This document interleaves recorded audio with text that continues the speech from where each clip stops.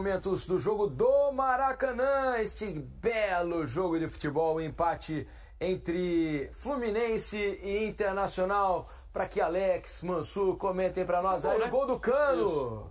Diz aí, Mansur. Isso, o Arias faz o desarme em cima do René, né? A gente comentava sobre a questão do René, que foi muito bem no campo ofensivo, mas teve algumas dificuldades nessa pressão que o Fluminense fazia em cima dele, e vê como quase sempre o jogo, as chances criadas no primeiro tempo eram ou recuperação de bola e ataque rápido, ou um time saindo da pressão do adversário e atacando em profundidade. Essa aí a chance daí que foi uma chance criada pelo Fluminense, né? Isso. Com a bola sob domínio.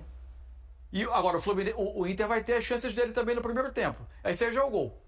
O gol do Malo. O movimento do Malo, né, cara? De olha coragem, olha de que eu lateral. falei, ó, que eu tinha a impressão que o Cano tava com ele, olha lá. O Cano acompanha. O Cano não, o Keno. O Keno. E aí ele perde o Malo. E aí o Malo acaba tomando a frente também do Marcelo. Eu acho que tem a questão, compartilhado ali, né? Estavam os dois já em disputa. E aí já é o segundo tempo, o Inter com um a mais, o gol do Mercado, esse gol é anulado por um toque na mão, e mesmo sendo involuntário... O cabeceia, a bola toca no braço esquerdo dele. Ó. A bola tocou no braço, como foi ele o autor do gol? No braço do André ali. Teve amigo me mandando foto aqui, tocou, mas é amigo colorado, né, cara? Aí não dá pra... E aí o Fluminense tentando as suas escapadas no segundo tempo, mesmo com um homem a menos, o Fluminense não deixou de tentar, pelo menos, atacar. E aí o lance do gol do Alan Patrick. Pra mim, na origem da jogada, o Marcelo tá muito distante do Marlon. O espaço. E aí quando ele chega para tentar fechar o espaço, ele chega em desvantagem. E aí a chegada dele, pra ele frear, né? Como diz o Felipe, ele não tem o freio do Vinícius Júnior, né, Felipe? E que grande gol. É o melhor freio do mundo. Que grande gol do Cano, né? É belíssimo gol do Cano, né? É uma finalização espetacular. Como ele encontra uma solução solução. do Vitão, que tava marcando ele, ó. O Nino. Isso. E aí a bola, ele muito bem, segurando praticamente ali o Malo, né? Na malandragem, ó. No braço. Agora, um grande jogo. Excelente jogo de futebol. Tomara que a volta mesmo, né, cara? Tomara que a volta seja nesse mesmo nível. Vamos colocar os números do jogo aqui pra gente dar uma olhada?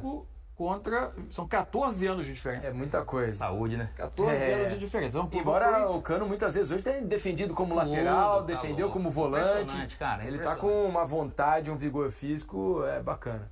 Aí os números do jogo, aí, Fluminense 2, Internacional 2, o Fluminense teve 53-47 de posse de bola. Terminou 58 no primeiro tempo, né? 58 no primeiro tempo, depois naturalmente equilibrou. Veja o número de finalizações, ainda assim foi equilibrado, né? Se a gente pensar que o Fluminense jogou o segundo tempo com um a menos, 10-12. Finalizações no alvo, 5 do Fluminense, 7 pro Internacional. Aliás, vale se destacar a atuação dos dois goleiros, hein? Fábio e Rocher pegaram muito hoje. Aliás, normal, né? Os dois, Fábio está fazendo a essa altura da carreira, é impressionante. E o Rocher chegou voando no Internacional também. O Fábio, daqui a pouco, ele vai atrás do recorde do japonês lá que tá jogando com 56 anos. Lá. Qual é que é o nome dele? Jogou no Santos. Kazu. Escanteio 5-5, faltas cometidas 11-12, impedimentos nenhum do Fluminense, 3 do Internacional. Na outra página, passes 458 trocados pelo Fluminense contra 383 do Inter. A precisão parecida, né? Sim. 87-86%.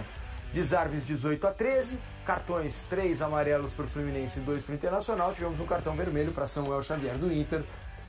E não tivemos expulsões do lado do Internacional.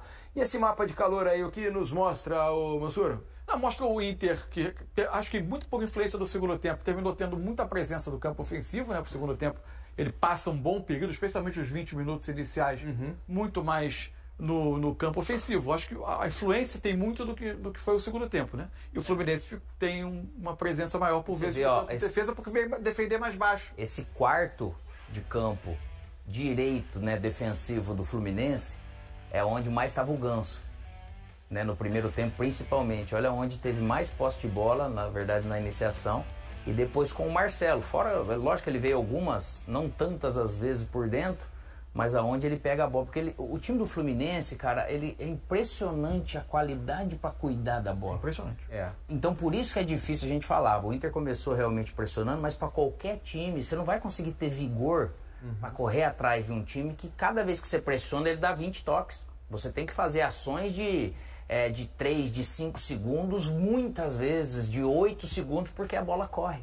Então até nisso, para gastar energia, quanto tempo eu vou fazer, o treinador tem que bolar, porque realmente senão vai faltar ali na frente alguma coisa. Mas Tem uma outra questão para a gente ver que talvez faça do segundo jogo ainda melhor do que o primeiro. O gramado do Beira-Rio, né? Um gramado perfeito, né? Ao contrário do Maracanã, que sofre um pouco, apesar da reforma, continua castigado, né? O gramado do Maracanã gol, tá horrível. O gol onde defendeu o Inter o primeiro tempo, né? O gol do lado esquerdo da imagem, né? Da ele televisão. Ficou ruim ali, eu não sei. Pois é. Aí tá o campo com a formação do Inter. Isso. Tem a impressão, não sei se os amigos concordam, mas hoje Maurício e Alan Patrick, apesar do gol do Alan, fizeram um jogo abaixo do que podem, tecnicamente, né? Wanderson jogou bem, o Valência muito bem, Arangues e Jones também fizeram um bom jogo, mas acho que Maurício e Alan Patrick, apesar do gol, tem a impressão de que podem jogar mais, né? Principalmente com a bola nos pés. Eles costumam fazer mais diferença do que fizeram hoje, não acho? Ainda assim fizeram uma grande jogada no lance do segundo gol, né?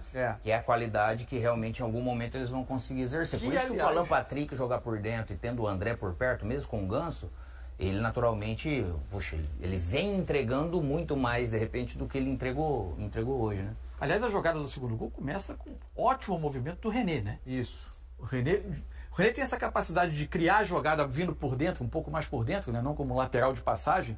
E ele é muito bom nesse tipo de jogada. Inteligente. O René, ele não foi feliz em saídas de bola, teve erros individuais que quase comprometeram. 3 erros, só que dado momento comprometeram. Só que o primeiro erro, se a gente, a hora que for ver o lance... O passe do mercado é curto, né? Primeiro passe do Vitão, pro o mercado eu acho que ele tá mal posicionado, porque ele tá muito perto da linha. A gente nunca fala pro zagueiro ficar assim. Naturalmente ele dá uma linha de passe mais atrasada pra bola vir e mexer com essa marcação.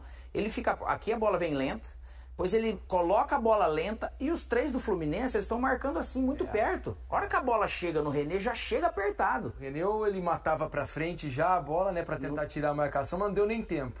Lógico, ele também falha, porque ele poderia ter tomado uma decisão de proteger melhor a bola, mas a transição até chegar nele atrapalhou ele também. E fora a esperteza do Arias ali, né, pra conseguir roubar a bola. Parece que foi até combinado. Opa, a hora que chegar aqui eu vou roubar a bola. Ou deram até, eu acho que um bicho pro Arias pra falar, você vai roubar mais bola, te dou mais.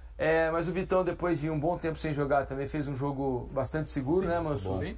E o Valência, principalmente ali na primeira metade do primeiro tempo, jogou. Você vê aí que tá a questão. Imagina o Valência num volume de jogo melhor no jogo todo, com o Alan Patrick, com o próprio Maurício jogando mais, naturalmente vão acabar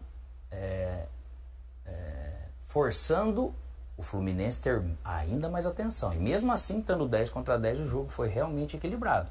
Com mais posse de bola do Fluminense, mas aquele jogo de troca, né?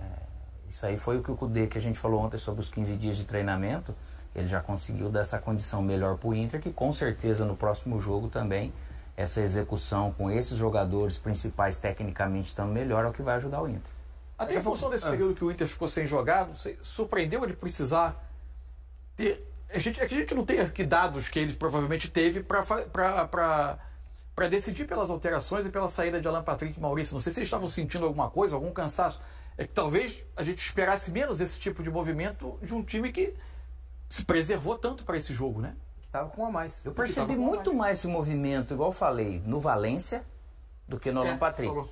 Então as trocas não surtiram efeito. Às vezes não tem a culpa do treinador, porém a escolha dele, ele trocou muita característica.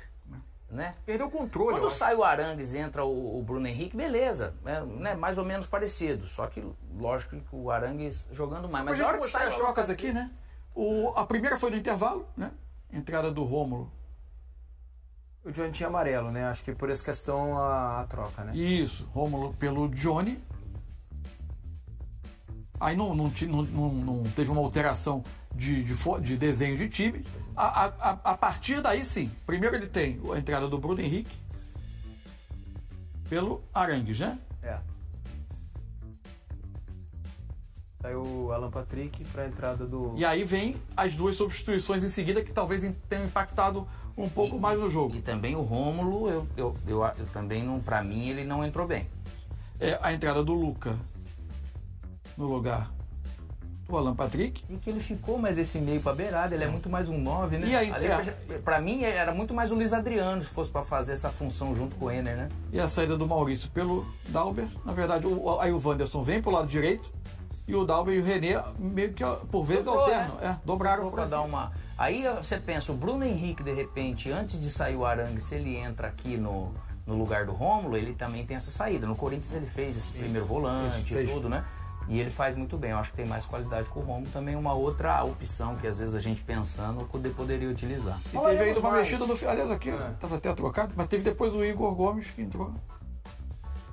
Falaremos mais desse Fluminense Internacional ao longo do programa, traremos as entrevistas dos dois treinadores, a análise de Paulo César de Oliveira, né, sobre os lances mais polêmicos do jogo. Tudo isso aqui dentro do Troca de Passes, fique conosco. Também vou ler as mensagens de vocês aqui no Twitter, por meio da hashtag Troca de Passes. Rapaz, tem muita mensagem chegando por aqui. Desculpa te interromper, eu tava com o papo do Cazu, aí eu vim fazer a licença pro da coisa, fiz a licença pro, sabe com quem? Paulinho McLaren, cara. Cara, eu olhei Paulinho McLaren, falou 60 anos, puta, aí ele jogou com o Cazu e o Cazu ainda tá jogando. Tá jogando em Portugal o Cazu. Caraca, cara, né? Aí a hora que eu falei do Cazu, eu lembrei. 50 e tal. Paulinho McLaren, um beijo, meu querido. É o seguinte, vamos mostrar, tivemos jogos do Brasileirão.